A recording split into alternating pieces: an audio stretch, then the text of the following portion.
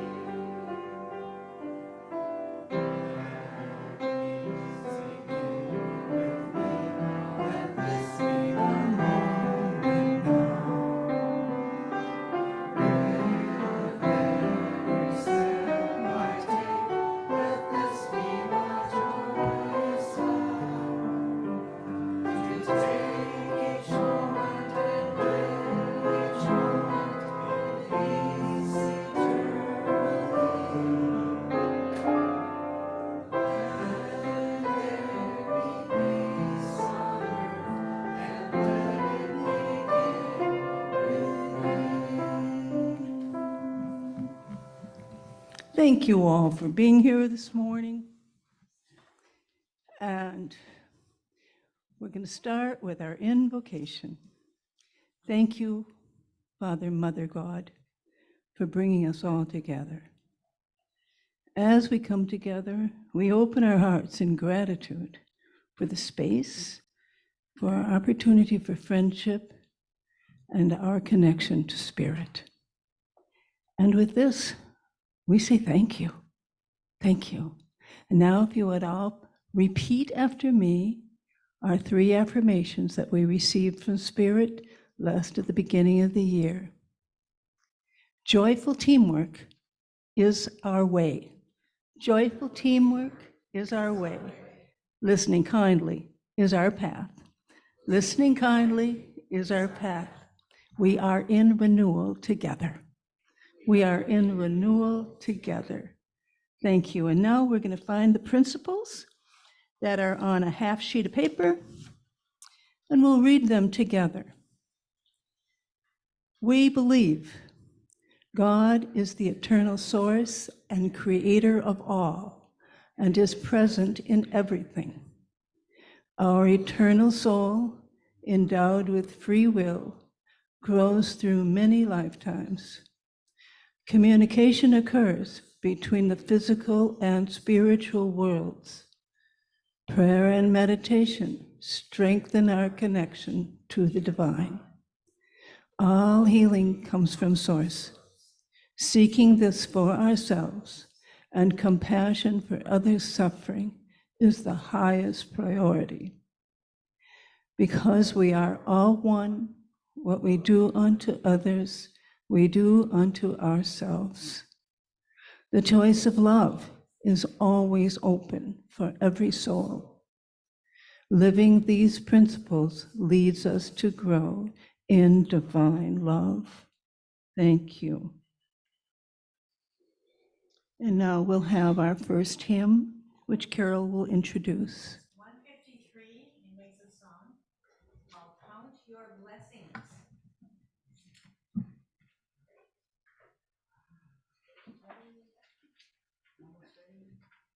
And please stand. 153.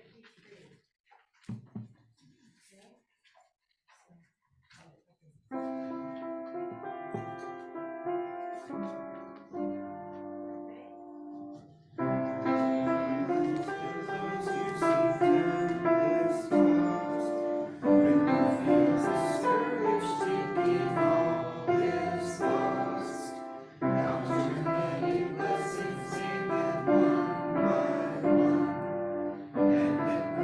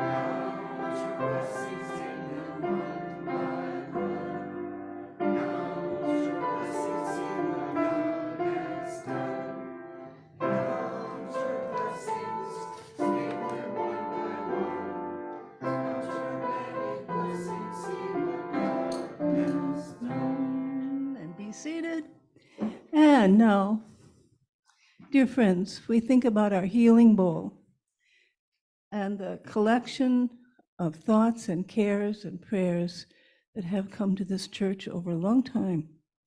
And it's alive all the time. Anytime during the day or night, we can place with our intention a prayer. And we can always also bring them to our community here on a Sunday morning. And I'm going to jot down any prayers that people want today to be remembered in our silent prayer coming soon. Anybody have any people they'd like to be prayed for? Stand it. Yep. Denise has pneumonia. She has pneumonia now. Oh, my goodness. Probably use some prayers. Oh, yes, our Denise. Thank you. Anybody else? I would like to bring Stephen Arculary forward. He's going to have his leg, part of his leg amputated this Thursday. And it's his wife, Mitzi, who spoke here very recently. And so this is a big passage in the life of their family, and certainly for Stephen. So Stephen Arculary, and the surgery that's coming, and the strength of spirit and courage to bring it all together for all of them. And then also we think of our friend Jerry Quacco and Jean, who are at home today, probably on Zoom. And hello if you are. Jerry's doing much better. He's already moved to a cane from his walker after his hip replacement. And Jean is healing her ankle, and so it's still swollen. So they are joining us in spirit this way today and on Zoom. So let's have prayers for Jerry and for Jean as well.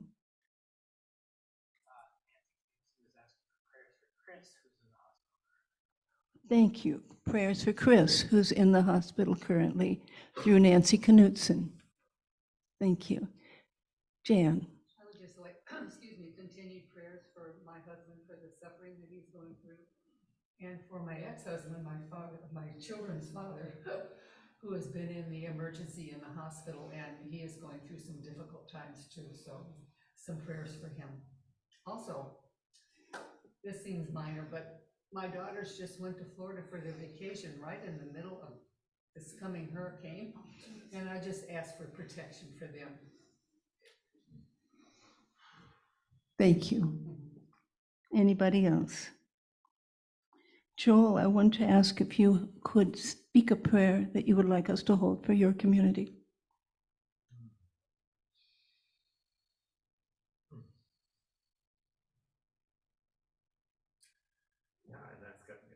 God to look out for those who are alone and scared and on the street today and struggling to find a safe place to be. May they receive protection. Thank you. As always, I want us to remember the earth, humanity, and our general rising toward love that is across the world. And every prayer and every moment of love that we breathe through our heart helps humanity and all of nature, which is everything else. So it's the moss and the wind and the planet herself and the light we bring. Okay. So with that, we'll sing our song in the silence. Then we'll have a time of prayer to hold all these. And we'll move to our healing meditation. And we'll then move to our speaker, which reminds me, I want to introduce them first. Lisa Sari is leading our healing meditation today. She's a long time member of our community. We're glad to have you here, Lisa, with all your travels. And then we have Joel Kilgour, who is our speaker today. And Joel, in some circles in the city, takes no introduction because he has done so much for so long for the whole question conundrum, my words, not his, story, unwinding, unspooling, opportunity for homelessness as it affects some people at times in their lives. And so starting at a very young age, the way I figured it sounds like out of high school, he began to be a volunteer full-time at some point along there full-time at Loaves and Fishes, which is our Dorothy Day inspired hospitality home, series of 3 homes on Jefferson Street, and also the Catholic worker movement. So it has profoundly deep spiritual roots coming out of the time, I believe, of the Depression in the 30s with Dorothy Day, reaching out to serve her community, and it spread. And Joel's part of that. And we have a very strong community here in Duluth that he has been a part of. And he's also, after 27 years of being a full-time volunteer there, has moved also to, or also included in that time, was 8 years as the chair of the Duluth Affordable Housing Coalition, and also for the past 5 years, a site coordinator for the Chum warming centers during the winter. And now he's the program organizer of Stepping On Up Duluth, which is a 10-agency coalition of local programs that will be diving deeper into the questions of how we can serve the people who are temporarily homeless in our culture or who have found it as a chronic lifestyle, and how does humanity respond? How does Duluth respond with our hearts and with our spirits? Amen. So we'll go to the music. Number 74 in Wings of Song.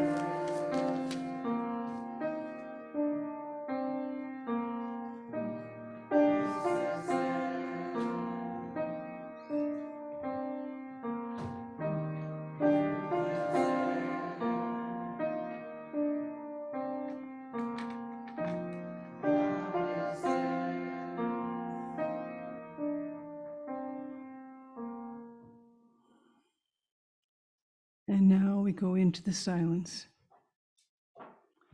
with our hearts full of prayers for the names we've just heard and all the names and thoughts in the hearts that didn't get said and all the ones in the bowl.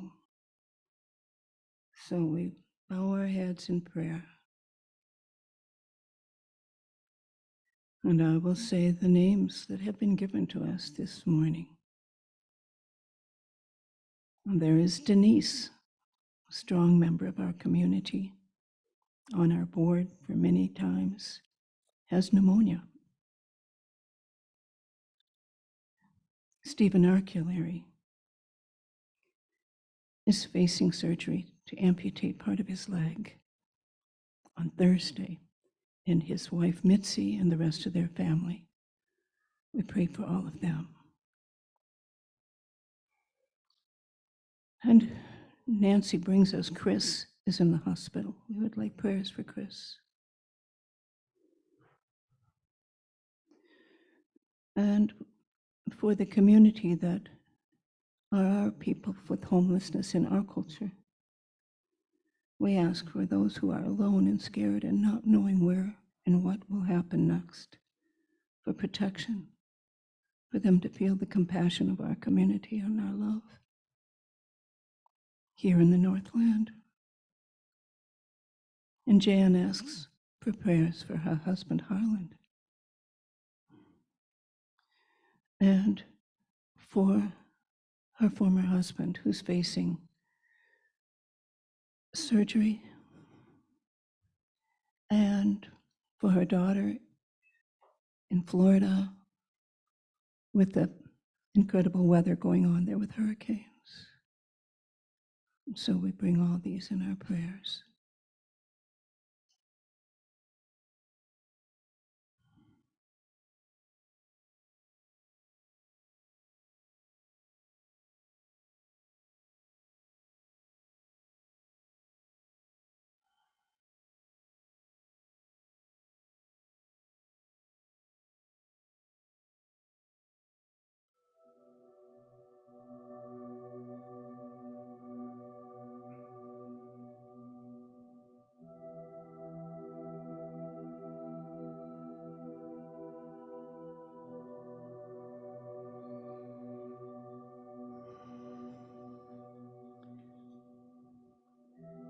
And now, staying in your space, Lisa will come up for our healing meditation.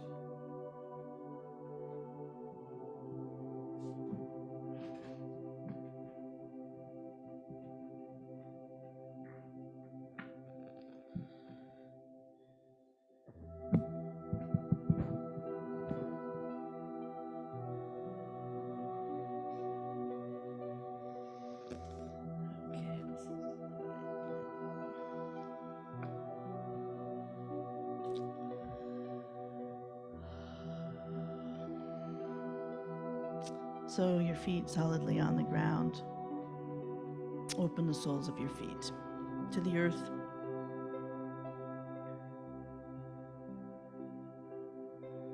Take in a breath. Open your hearts, open your chest, open your arms, open your shoulders. Broaden your reach with your mind and your awareness, and soften the crown of your head.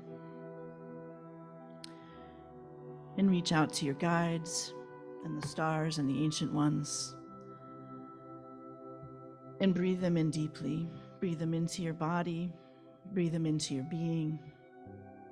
Feel a sense of oneness with them. Draw them into your belly.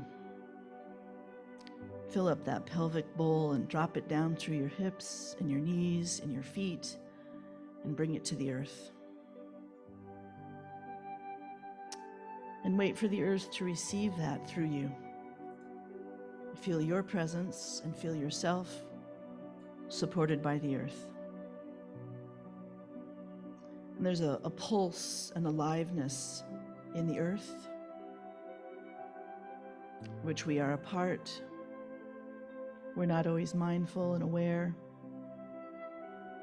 but that body, that electromagnetic field, and the soil, and that which springs from it, grows from it, spins from it, rains upon it, is here for us to walk in as our human flesh-filled forms. So ground your feet into the earth and let the earth hold you.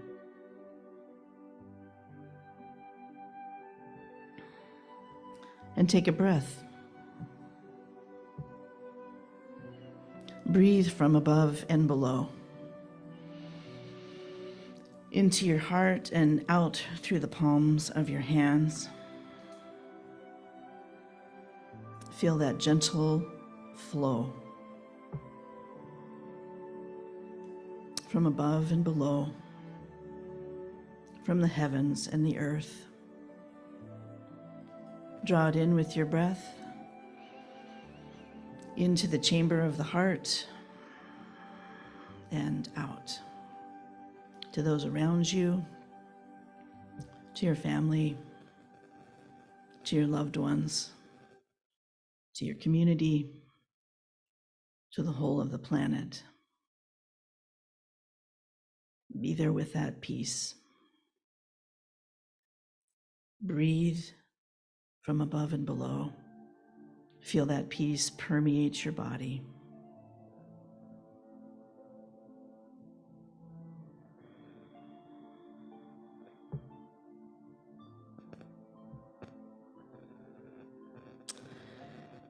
It's said that it is a gift to joyfully recognize and accept our own smallness and ordinariness. Then you are free with nothing to live up to, nothing to prove, nothing to protect. Such freedom is my best description, and this are the words of Richard Rohr, of Christian maturity. Because once you know that your I is great and one with God, you can ironically be quite content with a small, ordinary I. No grandstanding is necessary. Any question of your own importance or dignity has already been resolved once and for all and forever. It's a good place to start. Awareness in the mind, awareness in the body, bringing the breath into a place of oneness with all that is. And I leave you with that. Breathe easy. Amen.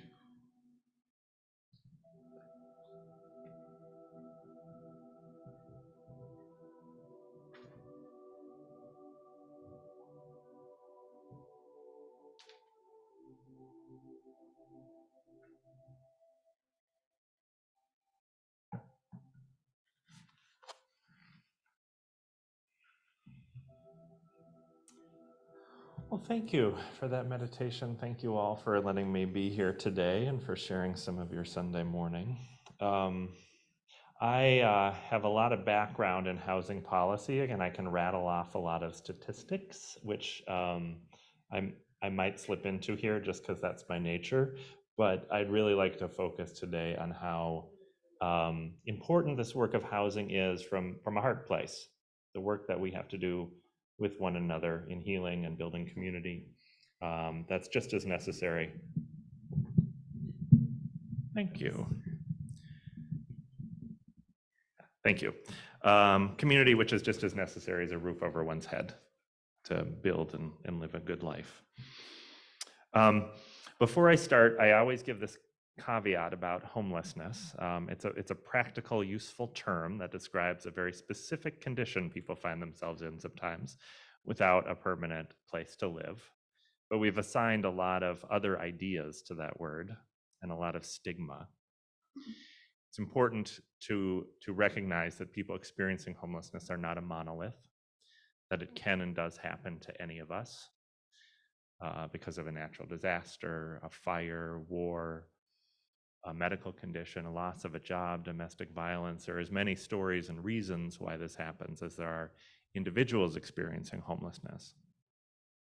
It's also true that people who are living with disabilities are at much higher risk of experiencing homelessness, and once they find themselves homeless, have a much harder time getting out of that homelessness. So there's some truth to the stigma, but that's not the full story. And it's important that we not treat people as a class, but rather as individuals who are going through something. That should never happen to people, certainly not in the industrialized world. I also want to start with a personal anecdote. I was born far north of here in Edmonton, Alberta, but we came back when I was young, and I was raised here among my mother's people, and they were good people, a big and loud and rambunctious and loving family. My mom was one of 12, and there were a lot of us cousins who were very close. It was a family that valued hard work, engaging and in a positive way in your community, in loving and supporting one another. It was the kind of family where if you dated one of my aunts or uncles and you happened to have a kid of your own, that kid's picture was going to be framed and put up on the wall, like within this first couple of times that they showed up at the house, and whether or not that relationship lasts, your picture would stay there. There were no black sheep in my family. You could work really hard, you could try, but you would not ever succeed. But also one of the sadnesses of my early life was watching the fear in my mother's eyes as she tried desperately to help a brother with schizophrenia, who was on and off the streets and in and out of institutions for many years. And this is in spite of all the love and support that came from his family. It was just a scary time. He didn't know what was happening to his mind, and he ran away physically, and he ran to drugs to self-medicate. And he found himself in the streets of Duluth and the streets of San Francisco, and often for long periods of time, my family didn't know where he was. He's doing well now, and he's been doing well for decades.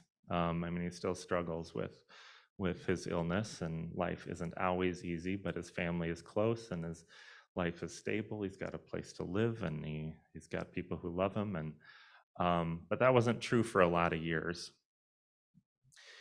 And I recognized as I grew older that was one of the motivations for me to get into this work.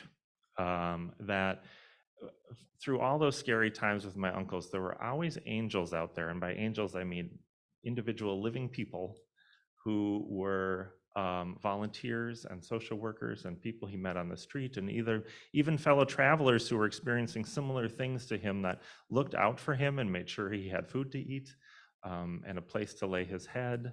A very close friend of his didn't survive homelessness, and that was one of the reasons that one of the catalysts that led to him coming back home. And it wasn't an easy journey to get help, but he finally did. But I want to be that angel to other people. And I recognize that as hard as my uncle had it, there are a lot of people out there who don't have a family to look out for them and to catch them, or they haven't reconnected with them yet. Duluth, like everywhere in the country, is experiencing a surge in homelessness. We've all seen it.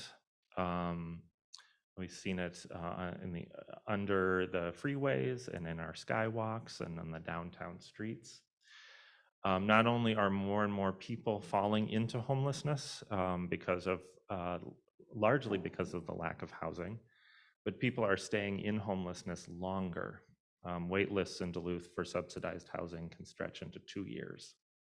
So you can imagine the toll that takes on a person, no matter what condition they began their homelessness. To have to live for a year or two in a crowded shelter or outdoors is an incredibly traumatizing event, and it can take a lifetime to overcome that. So while people need a place to call home, they need more than that.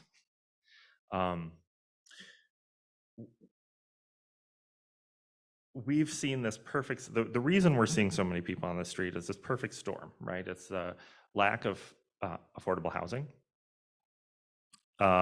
Even for a lot of moderate income people, as you know, in Duluth and many places, it's really difficult to find housing that is affordable.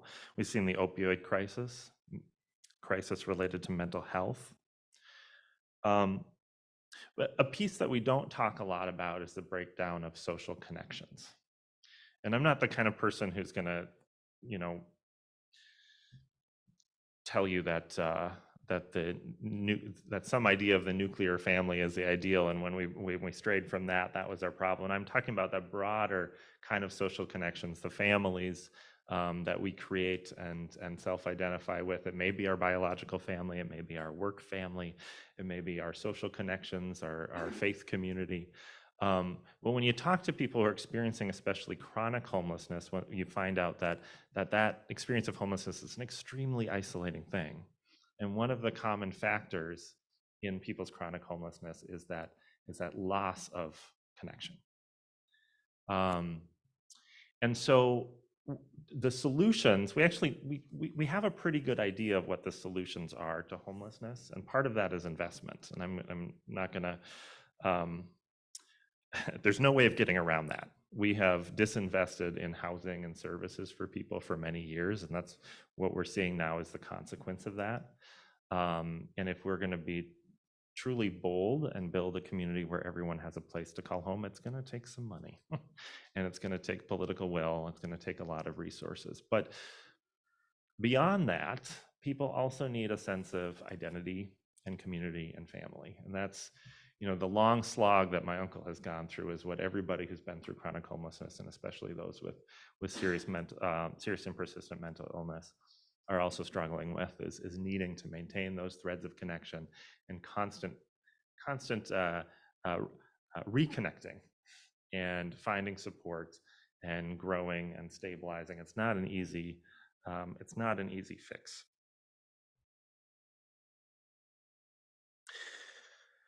I'm really good at, so I don't know if people have had those job interviews where you're asked like, what's the one thing, what's your weakness, or what's the area for growth? And mine is like, I'm going to overprocess things and I'm going to talk your ear off, but I've gotten a lot better at that. So I would actually, I'm going to be concise here, and I'd really appreciate questions and dialogue and feedback. But I have, I'm going to tell you one example of the community that people need, or community that people build for themselves as a way of gaining stabilization. So I lived at Dorothy Day House for 27 years. And we're a really different model of doing things. The Catholic worker grew out of the Depression, grew out of a radical anarchist Catholic Dorothy Day and Peter Morin, who saw their mission through the Sermon on the Mount, through the Gospels, as to be with and serve people, not to wait for the state to do it for them. And so they just rented apartment buildings, and they moved in, and they moved people in with them that needed a place to be, and built community. And it sounds idyllic, and I promise you it is also very chaotic and smelly and frustrating sometimes, and there are lovely moments as well. There was there were two men that were regulars at Dorothy Day House. They were in and out several times during my early years there, both living with alcoholism. One of them died of it, and another of a medical condition that was probably related also to his heavy drinking. But both of them were able to maintain some measure of sobriety towards the end of their lives. And part of that, where that began at Dorothy Day House, was realizing that through their alcoholism, they had lost those connections with their family. They weren't talking to them. They had lost the connections that they had at work, and so they rebuilt that within Dorothy Day House. And they started. They met some kids out in the street who needed a bicycle one day, and realized, well, this is a skill that we have. And so they started collecting broken down bicycles and fixing them up in the basement and giving them out to kids. And it wasn't just bicycles; they fixed neighbors' lawnmowers and kind of built themselves a little shop down there. And the effect of that was, there were two beautiful effects of that. One is that really, for both of them, that really marked the beginning of their recovery, and a period of some measure of stability and happiness that they had toward the end of their life, and were able to maintain housing as they left Dorothy Day House, and meaning and purpose. They kept coming back and checking in, and bringing us bicycles. It also launched the Bike Cave, which is our now become a community institution in the basement of our house. We give away about 200 bicycles a year to people who are in need. And it all came out of that desire that they had for community and rebuilding their life. And it just goes to show how this is, that every single person who's out there and struggling on the street has gifts to share. And we're not capitalizing on those gifts right now. We're allowing people to just kind of get stuck in this mire. And each one of them have amazing gifts. And in their case, they were able to, just by virtue of accident and love, they created this amazing community institution and bike shop that people, college students and people who are first time getting back to work and neighborhood kids all rely on throughout the course of the year. So I've carried a lot of those lessons into my work now. As Carolyn said, I am a project organizer for Stepping On Up. This is a vision. This is the collective vision of our homeless service agencies. I pulled people together a couple of years ago to begin having these conversations about how do we get out of this rut that we're in right now, this bottleneck where people can't. There's not enough housing. There's not enough services. People just kind of get stuck on waiting lists. They get stuck in shelters that don't feel dignified, that don't feel safe sometimes. And how do we respond more than just chasing grants and building programs as we have capacity, but think really big and bold about what would it take? What number of housing units would it take? What kind of services would people need? What are the other ways that what are the other things that people need to survive and thrive? And so together and then through a series of listening sessions with people experiencing homelessness, we created this vision for Stepping On Up, a pathway for people from chronic homelessness to stability, which we really began in earnest this spring. The Stepping On Up plan envisions a 3-phase approach, which the first one, meeting people where they're at, not having a lot of expectations. In the past, a lot of our programs demanded that people make changes before they get help. And that just doesn't work, because how do you maintain sobriety? How do you get the health care that you need and follow through on it when you're living day to day in a crowded shelter out on the street? It's just not possible.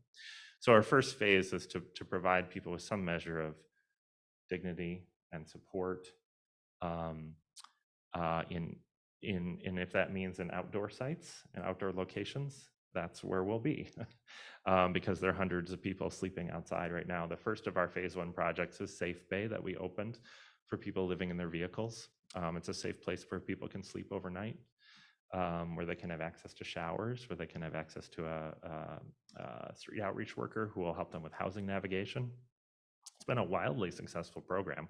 We get many households a night there. And surprisingly, a lot of those households have never connected with homeless services before. Some of them didn't even consider themselves homeless. A lot of them are working families. Because of that stigma that I talked about, they imagine that homeless people who have been on the streets for years and have serious mental illness, and that's not them. They're just going through a rough patch right now, and they didn't know where to turn.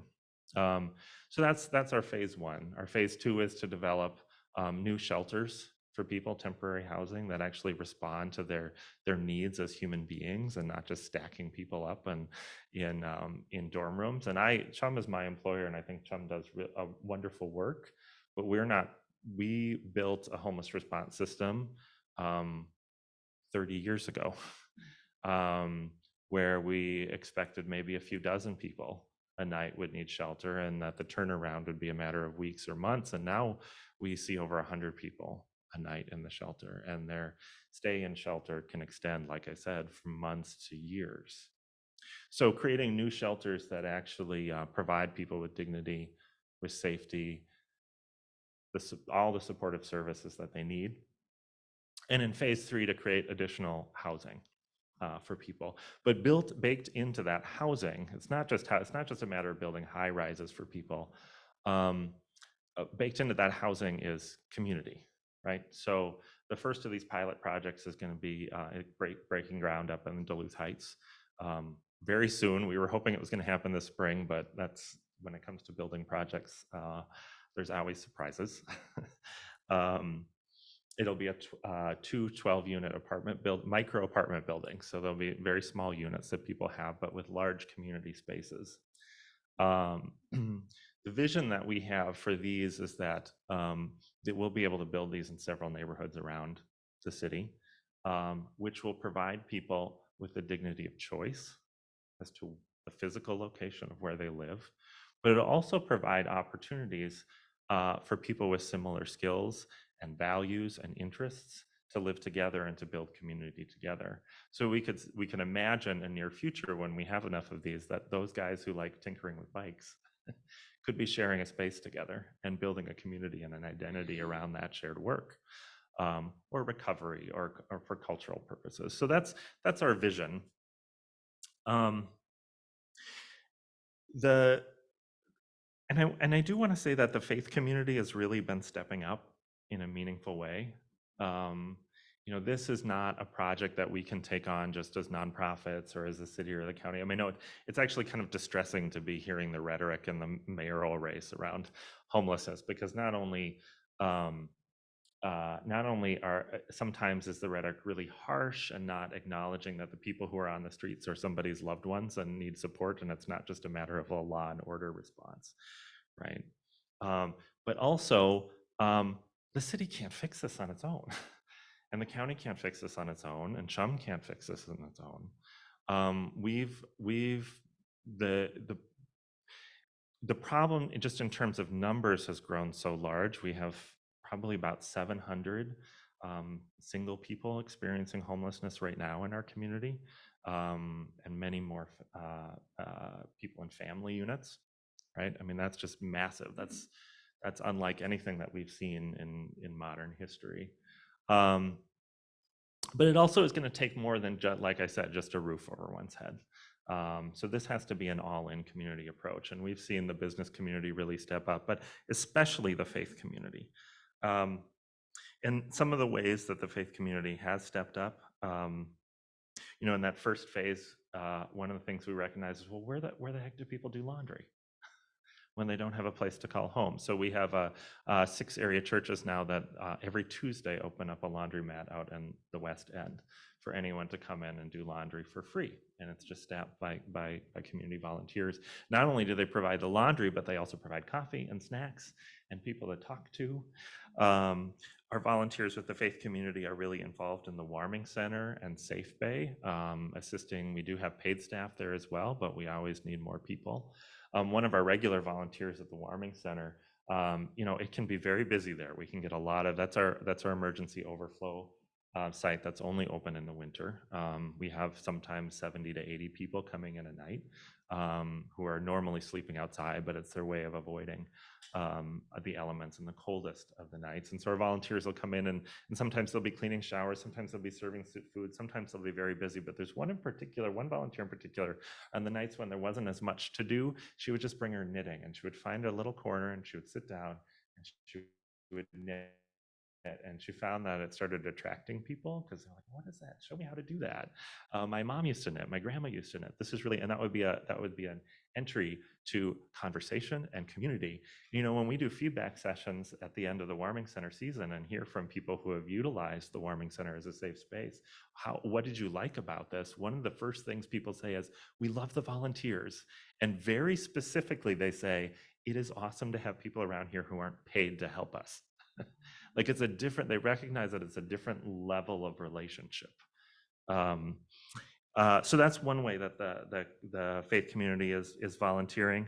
We have an education committee that's made up almost exclusively of people from the faith community, from many different churches and temple, who have been putting on community education events, recognizing that these issues of homelessness are very complex, and we'll respond to them with more compassion and understanding, and more effectively if we know better what some of those foundational issues are. So they've been putting on these events for anyone in the community. We had 200 people participate in last year's community education series, and they're planning another one this fall.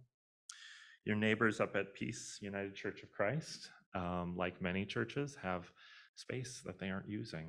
Our churches are losing some population. This is true of the mainline churches for sure, but even in some of the evangelical world, and what to do with those buildings that were built for larger congregations, but is aligning with their mission. So we're working with them right now to develop shelter units inside the building. Our Savior's Lutheran Church out west is also doing the same. These are the 2 churches where they have congregational votes, but we have about 3 others that we're in conversation with. So these are some of the ways. We aren't going to get through this without everybody, with all of our hearts in this work, and recognizing that it's going to be a long haul, because there's a lot of hurt and there's a lot of woundedness out there. And our first step is to get people under a roof and safe, And then the next step is to start healing those hearts. And we're going to have to rely on one another and all of our collective resources to do that. So I thank you very much for your time today, for listening. And I would welcome any questions that you have. I also have a little handout about stepping on up that I'll have available after the service. Well, thank you. Thank you for, let's see,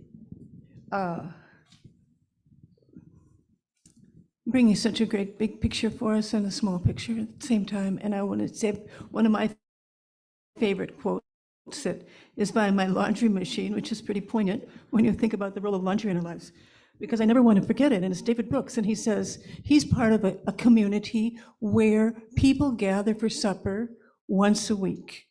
And it can be anybody, and the same food is served. It's by one man's house, and he serves the same thing every week, and all kinds of people come. And what David Brooks says about that, who's, you know, this national journalist who shows up there, and he says, a program gives people a place to gather. Community is what heals. And that's the story you're telling us. So Amen. We've gotten some good ideas today. The time is clicking for us fast. I think I will just take the moment to take the stage right now and say the Stepping On Up, Duluth, the 10 agencies, and the micro units that are happening. That's part of a vision for us now. We can hold that. We're people who know the power of our mind to build, and we also know that the power of love builds. And that if there's ever a place where the Christ consciousness is alive and well, it's in doing kindness with each other, right? So that is examples you brought us, and thank you. And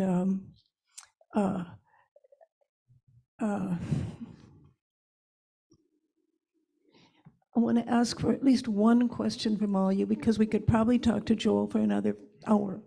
But let's come forward. We're used to being just running a little late. And let's, if anybody has something that they really want to ask, I know Harriet has come with special questions, and anybody else that wants to, and then we can continue on a little bit at lunch. But let's keep the questions short and give Joel a chance to answer. Joel, I'm not sure what Carolyn is referring to. Come to the microphone when you want to. Thank you. I'm not sure what Carolyn is referring to on special questions, but I have a great interest in what you're doing because I also attend Peace Church, and you've done some great demonstrations of the need there. And then I'm just thrilled that this old preschool, you know, with a big playground and everything, is turning into youth. I mean, it's amazing. You know, not that we don't need preschools, but this is more pressing than preschools. Preschools probably come right after it.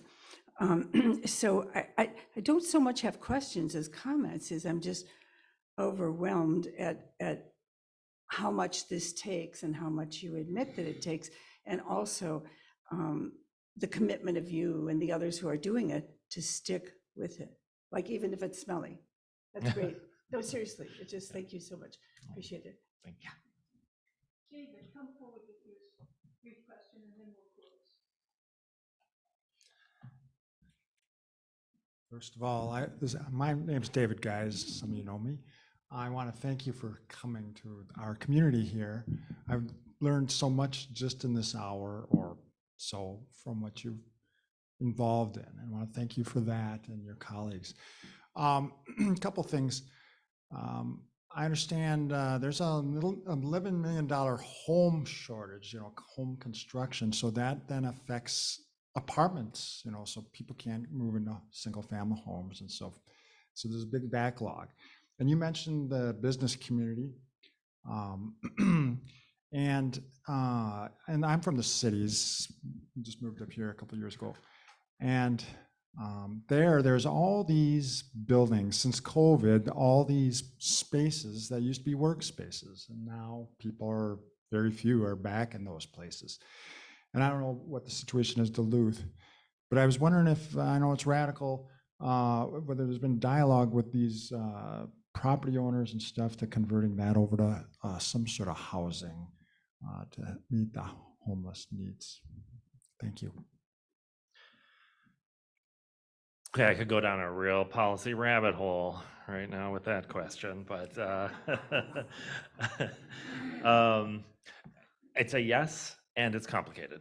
Converting office buildings and an industrial building. I mean, we've been looking at a lot of different options, and we've been having to take them case by case. Sometimes it gets to the point where the cost per square foot of reconstruction is more or equivalent to what it would cost to build new. And I can't say that all of the entities that own buildings downtown are as open to this as maybe they should be. But I know that there's definitely ongoing dialogue. I mean, one thing that we're trying to do with Stepping On Up is to look for more cost-effective models. So that's one of the reasons that the Old Church Spaces is really compelling. We are often able to cut the cost per square foot down significantly, but it also means that we're adding units to Duluth's housing stock, and we have a desperate shortage. So if we were to just go out there and buy up a bunch of houses and move people in, that doesn't really help Duluth. We're 3,000 units shy across the income spectrum on what we need. So the housing is needed for folks who are homeless. The housing is needed for folks who are moderate income. We've done a really good job for the folks who are kind of upper middle and higher income, like those kind of rental units like Endy. Duluth has filled that gap quickly because there's money in it. But the biggest need is in units is for people who are low and moderate income. I wish I could say that there were really exciting projects in the works in office buildings. There aren't really, but I know it's definitely part of the discussion. We're also looking at warehouses. And then on the new construction front, it is expensive to build. And so if we were to do something like the Steve O'Neill building, which has been a godsend for the families there, but something at that scale can take 5 to 10 years to secure financing and build the kind of partnerships that are needed. And our agencies are going to continue to be thinking big that way, but we have to get creative. So in addition to repurposing buildings, we're looking at tiny home projects. This new model that I talked about, the micro units, these are going to be modular construction, so significant, about 2/3 the cost of new construction generally would be, and much smaller footprint. So it's we'll be able to, if our pilot is successful, we should be able to put up several of them a year. So yeah, we have to get as creative as possible, and I'm open to entertaining other ideas. I'm just going to ask, you don't have to go into the full detail, but when I first moved here 25 years ago, there were still SROs, single resident occupancy units available. And then there was a kind of a community aversion to them, and I think they got zoned out completely. And I've followed for a long time affordable housing models in this town because of my work with Habitat for Humanity and the likes, but I feel like in the last 20 years, something that's really had a major impact is the commodification of housing through Airbnb. And I actually am grateful that Duluth tried to put some moratoriums on it, even though there's a mixed bag there, because sometimes people of middle income that need to be able to make mortgage payments can supplement their income with that kind of housing. But I just, do you approach it from that vantage point too, that policy? Yeah, definitely. And it's, I mean, we can point to a few very specific policies and mega projects that have led to the housing shortage in Duluth. So Airbnbs is one of the more recent ones. And you're right, Duluth has been more proactive than other cities at addressing that. College housing shortage is also a big factor. The university has 14,000 students who are not housed on campus. So they're spread out across the city, or between the colleges.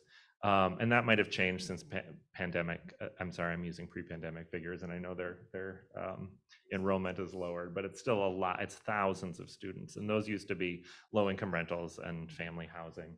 The freeway expansion, hospital expansion, These were other things that led to the loss of hundreds, if not thousands, of units of housing and to where we are today. And so I think that as we're doing this work now, it's also important to keep a fire under the feet of elected officials to make sure that we aren't repeating those same mistakes. And there are policies in place, mitigation policies in place, so that when developers are taking down affordable housing, they're required to rebuild them. We did also, that loss of SROs. If you think about the Seaway, the Gardner, the Carter, the Cozy, between those four, that was about 250 units of housing that were for folks who are right now, probably most of them are on the street. I mean, it was like the next step from there. And it wasn't ideal housing. A lot of them were run by slumlords. A lot of them weren't really great places to be, but we didn't have a replacement for them. Center City did move very quickly. We were actually I was involved in organizing to save the Seaway. The city did try to shut it down after the flood. And so Chum and Loaves and Fishes organized tenants into a tenant union and fought back against that. We identified 83 people living in there at the point when it was going to be closed down, and they were all going to be out in the street. So through a collaborative effort, we were able to secure some funding from Greater Minnesota Housing Fund and the Minnesota Housing Finance Agency to keep that place afloat for a while. And then Center City eventually built their new Garfield apartments, which are much preferable to the Seaway, but we need those units before we start displacing people. We really can't afford to lose anything else. And I am worried about the vacation rental problem. And also, I think we have to, two areas I think we have to keep a really close eye on right now are the Hospital District and Lincoln Park, which are both on the verge of just rapid gentrification, which, this is an opportunity where all boats in those neighborhoods could rise together if there's smart policy and leadership by the city. If not, what it's going to mean is that a lot of people are going to be priced out of their homes in the hillside and in Lincoln Park. And unfortunately, I wish the city would have taken stronger leadership earlier on this, and they haven't. The city leaders have been really averse to putting heavy requirements on developers, because for a long time Duluth didn't have anything.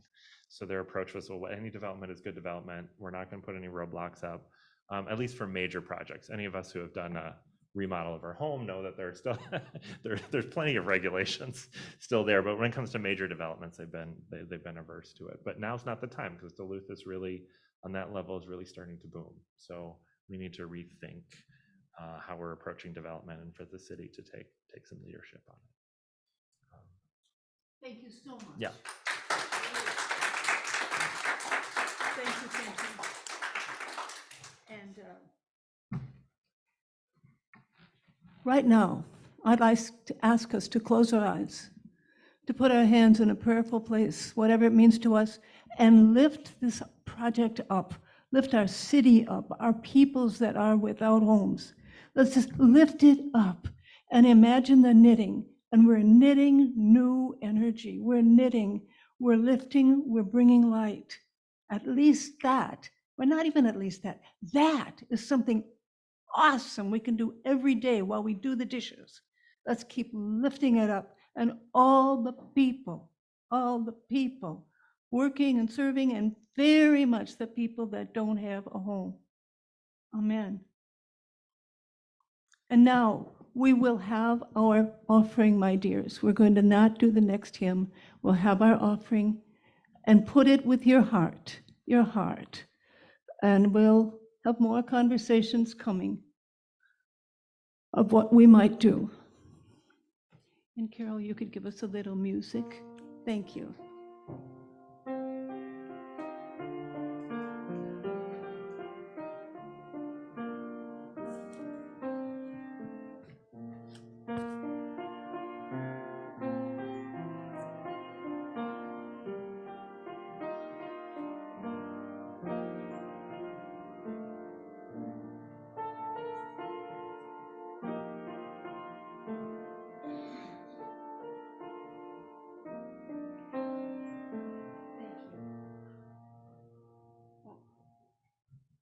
Thank you, Mother, Father, God. Thank you, great Spirit of wholeness and abundance. Show us the ways in our own hearts to use these means that are gifted us and all the rest of our lives to see what we are called to do. Amen. And now, our church affirmation on the bottom of the card, the laminated card. We'll stand and speak that, and then we'll gather in our circle. Bring the card with you if you want to have it for the song. Thank you. We totally accept the belief that God is in charge of the affairs and direction of Lake Superior Interfaith Community Church. We know that as our thoughts of trust and joyful anticipation join in harmony with the thoughts of all the members of this fellowship, we attract the right ministerial leadership to our spiritual community, and we are grateful. Amen. Thank you.